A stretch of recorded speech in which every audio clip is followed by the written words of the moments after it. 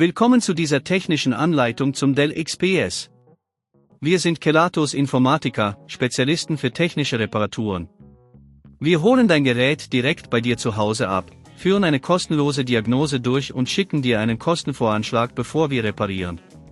Keine Anrufe, keine Fahrten. Wir befinden uns in der Calle Joaquín María López 26, Madrid. Bequem, transparent und professionell.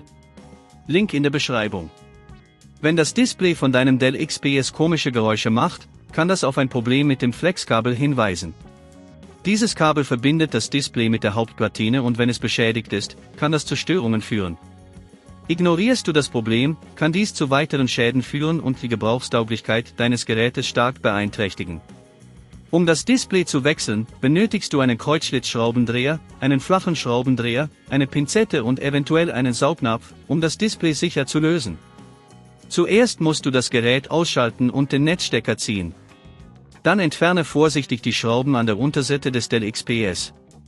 Achte darauf, die Schrauben an einem sicheren Ort aufzubewahren. Wenn du die Unterseite entfernt hast, siehst du die Innentelle des Gerätes. Du musst jetzt das Flexkabel finden, das zum Display führt. Es ist in der Regel an der Hauptplatine angeschlossen. Trenne vorsichtig das Flexkabel mit einem flachen Schraubendreher oder der Pinzette. Achte darauf, dass du keine anderen Komponenten beschädigst. Jetzt kannst du das defekte Display abnehmen.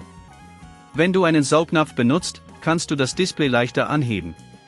Setze das neue Display an die richtige Stelle und verbinde das neue Flexkabel erneut mit der Hauptplatine. Achte darauf, dass alles fest sitzt. Jetzt ist es wichtig, die Schrauben wieder anzubringen und darauf zu achten, dass du keine vergisst. Wenn dir das an dieser Stelle zu kompliziert wird, denk daran, dass wir bei Kelatos dein Gerät zu Hause abholen und es dir repariert zurückschicken. Bevor du das Gerät wieder zusammenschraubst, teste das neue Display, um sicherzustellen, dass alles funktioniert.